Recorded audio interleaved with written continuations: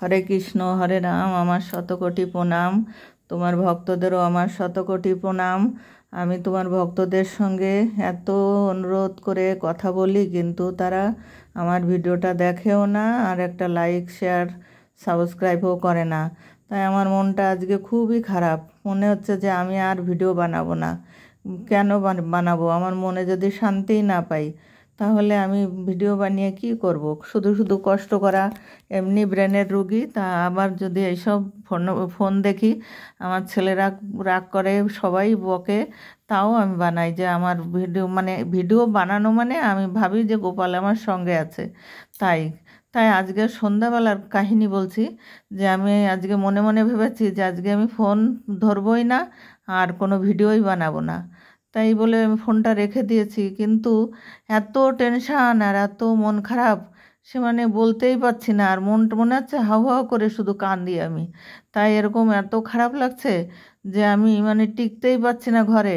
এমনি তো লোকজন কম, বৌমা, ছোট বৌমা আর নাতনিটা আবার গেল বাপের বাড়ি, কাছেই বাপের বাড়ি, বললো 2-3 দিন থাকবো।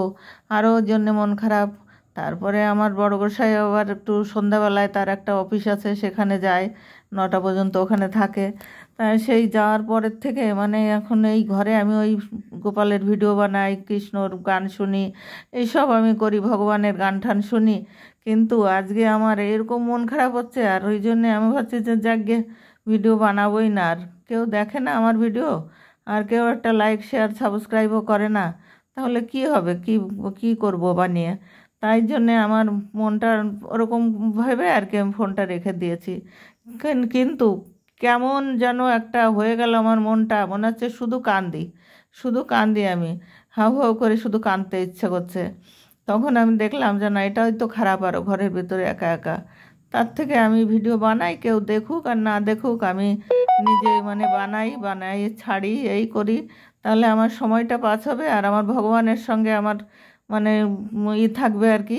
তখন আমার মনটা ভালো থাকবে। আমি ভগবানের ফটো দেখলেই শান্তি পাই। তা জানি না, আর তোমার ভক্তরা কি এ, আমার ভিডিওতেও তো তোমারই ফটো থাকে, তা তোমার ফটোটাও তো কি তাদের দেখতে ইচ্ছে করে না? তা জানি না তাদের মনটা কেমন কেমন, জানি না ভক্ত তোমাদের। এতদিন তো আমি ভালোই বলেছি, কিন্তু তোমার ভক্তদের মধ্যেও অনেক আছে আর কি, মনে হিংসা আছে, তবেই তো তারা দেখে না, না হলে দেখতো ঠিক। তাই আমার আজকে অনেকটা রাগ হয়ে গেছে আর কি, আমার আমার গোপালের পরেও আর আমার ভগবানের পরেও। যে ভগবান, তোমার ভক্তরা এরকম, তোমার যে এরকম ভিডিও দেখতে চায় না কেন? সবাই তো, সবার ভিডিও তো আমি তো দেখি, কি এমন সুন্দর ভিডিও বানায় তারা, আর আমি কি খারাপ বানাই যে আমার ভিডিও দেখে না? তা আমার আমার কষ্ট হয় না? আমারও অনেক কষ্ট হয়। তাই আমি ভাবছি যে ভগবানের ভিডিও আমি বানাবো না। যাকগে আমি এই যে সারা দিন আমি কাজ করি, ফাঁকে ফাঁকে আমি শুধু ফোন দেখি, আমার ভগবানের ফটো দেখি আর ভিডিও বানাই। কিন্তু এত কষ্ট হয় মনের ভিতরে যে আমি আজ পর্যন্ত কিছুই করতে পারলাম না। তাহলে আমি শুধু কি বেকারই এসব করি? আমার কোনো এর মূল্য নেই। তাই আমি আমি মূল্যহীন ভিডিও বানাই।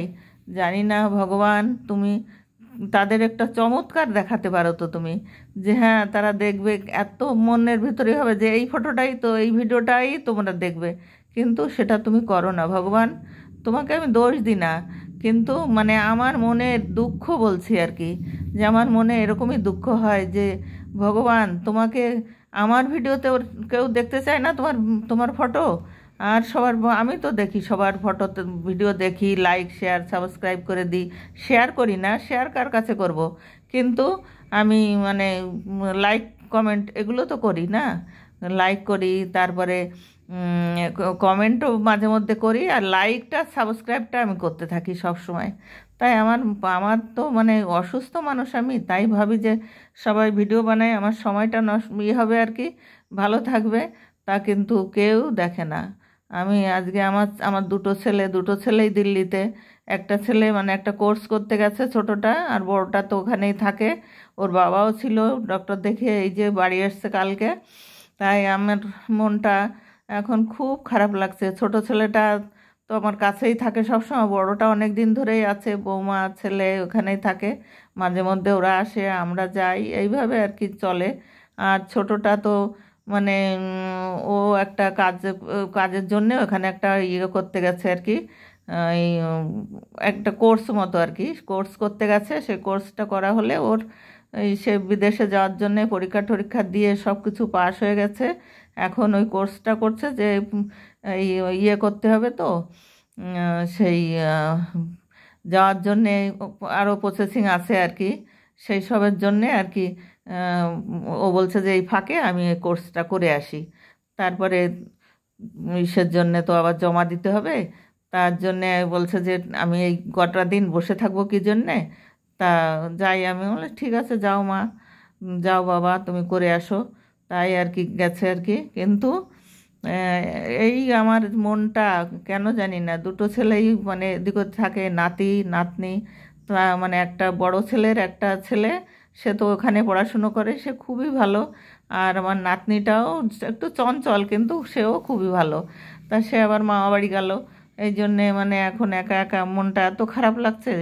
তা যে কি করি, আবার মন টন মানে করে ঠান্ডা করে তখন ভাবলাম যে যাই একটা ভিডিও তৈরি করি, এমনি আমার মনের কথা দিয়ে আমি একটা তৈরি করি। এই তাই বলছি পাগলের পোলাপ যা বকতে আছি, যে বলি দেখি আমার ভগবান শোনে নাকি। না শুনলে আর কি করব। আপনারা দেখুন, আমি এই পর্যন্ত ছোট করেই বানাবো। আপনারা আমার ভিডিওটা দেখবেন আর লাইক শেয়ার করবেন যদি ভালো লাগে। আর ভালো থাকবেন, সুস্থ থাকবেন, আমার সেই কামনা।